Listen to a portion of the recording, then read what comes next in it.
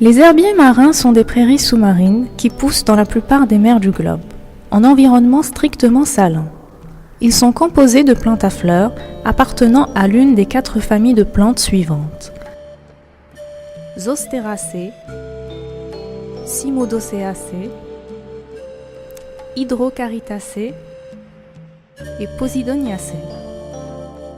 La Posidonie, de son nom latin Posidonia oceanica, fut appelée ainsi par Linné. Ce nom vient de Poséidon, le dieu de la mer dans la mythologie grecque, et est apparu il y a plus de 100 millions d'années. La Posidonie est une plante à fleurs sous-marine, présente uniquement en mer Méditerranée. On dit que c'est une espèce endémique. Véritable forêt sous-marine, les herbiers de Posidonie se développent sur tous les types de fonds, entre la surface et 40 mètres de profondeur. En se penchant d'un peu plus près, au cours de cette forêt sous-marine, on s'aperçoit rapidement qu'il ne s'agit pas que de simples feuilles, mais d'un véritable écosystème. Et toute la surface est colonisée par un nombre impressionnant d'habitants. 1 mètre carré d'herbier représente une surface colonisable, 50 fois plus grande. La Posidonie est un des habitats les plus accueillants pour la vie marine. Les plus observateurs se rendent compte que même les feuilles sont colonisées. Elles sont recouvertes par une multitude d'organismes minuscules aussi bien végétaux qu'animaux.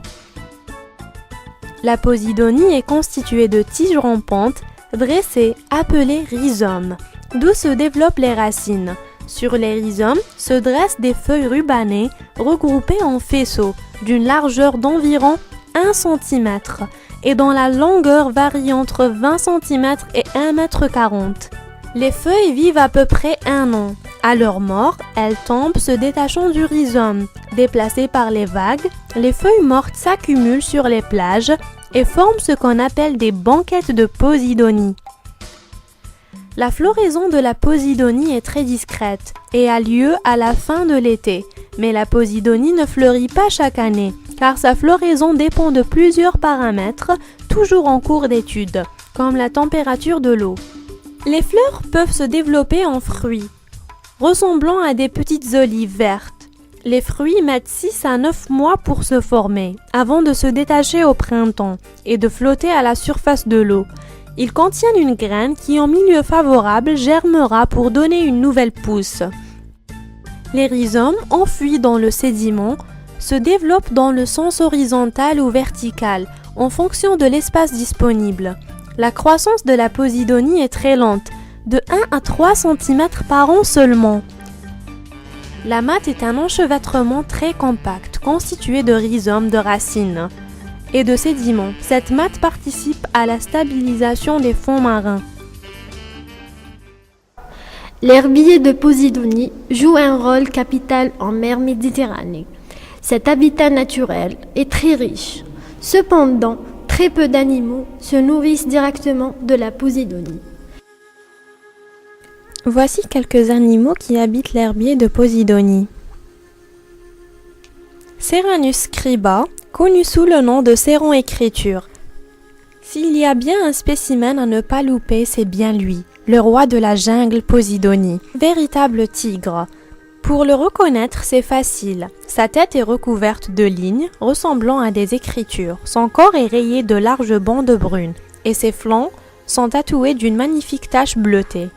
Pouvant dépasser les 30 cm, ce cousin du mérou défend son territoire avec férocité, grâce à celui qui osera s'en approcher.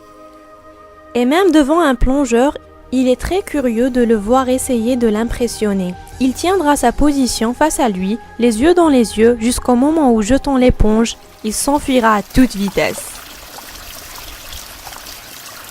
Sarpas alpa, connu sous le nom de saupe, difficile de parler de la Posidonie sans parler des saupes, tant les deux espèces sont liées, celle que l'on surnomme la vache des mers, ou bien que les pêcheurs flattent de dorade rayée pour la vendre plus chère en raison de sa faible valeur gustative.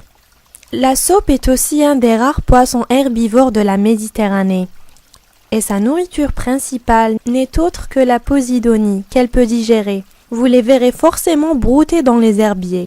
Il n'est pas rare de les voir par centaines former un véritable mur devant vos yeux. Bien que très commune, la saupe n'en reste moins un beau poisson, dont les couleurs dorées n'ont rien à envier à certaines espèces tropicales.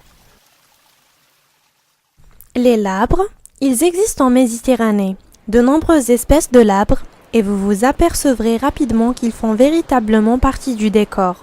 Certains d'entre eux côtoient particulièrement l'herbier, comme le labre vert et le labre merle, qui sont assez farouches et s'y cachent souvent au milieu des feuilles. Le crénilabre, à queue noire, lui travaille souvent près des herbiers. C'est en effet le seul vrai poisson nettoyeur de la Grande Bleue. Il débarrasse tous ses congénères de leurs parasites. C'est pour cette raison que l'on parle de la Posidonie comme station de lavage. Et enfin, Pinna nobilis, connu sous le nom de grande nacre. Parlons maintenant de cette espèce emblématique, le plus grand coquillage de Méditerranée. La grande nacre, aussi appelée jambonneau de mer, peut atteindre quasiment la taille de 1 mètre de hauteur. Cette sorte de moule géante vit fixée dans le sable, bien souvent au milieu des longues feuilles de l'herbier où elle est protégée. La plupart des autres espèces vivant dans l'herbier se nourrissent des épiphytes. Les épiphytes sont de petits animaux et végétaux qui vivent fixés sur les feuilles de Posidonie. Véritable oasis de vie, l'herbier de Posidonie constitue à la fois un support, un abri, une frayère ou une nurserie. Pour un grand nombre d'espèces, cet écosystème couvre au moins de 1% de fond.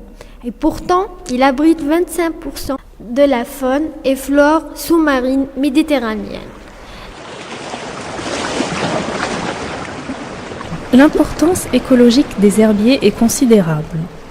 Leur capacité de production en matière organique et en oxygène est comparable aux forêts tropicales, aux récifs coralliens ou aux mangroves.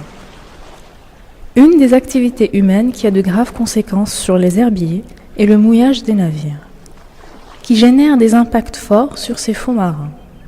Dégradation, arrachage, destruction. Les actions à effectuer pour réduire ces impacts sont de sensibiliser les usagers aux bonnes pratiques en matière de mouillage avec comme recommandation principale de ne pas mouiller dans les herbiers de Posidonie et de préférer les zones sableuses, ainsi que la réduction des niveaux de nutriments et de pollution, la préservation par utilisation d'aires marines protégées et la restauration par la transplantation de plants d'herbiers. Un rôle crucial joué par les herbiers de Posidonie au sein des mers et océans de la planète n'est plus à démontrer. Un effet positif supplémentaire de ces plantes sur leur environnement peut être ajouté à cette liste. Elles participeraient en effet à la capture du carbone C, libéré par les activités anthropiques, bien plus efficacement d'ailleurs que nos forêts. Les herbiers de Posidonie absorberaient 10% du carbone capté par les océans, alors qu'ils ne représentent que 0,2% de leur surface. Ils jouent donc un rôle primordial en réduisant au maximum la présence de cet élément dans l'atmosphère et par conséquent en ralentissant le réchauffement climatique. La Posidonie est donc très importante et sa protection est indispensable.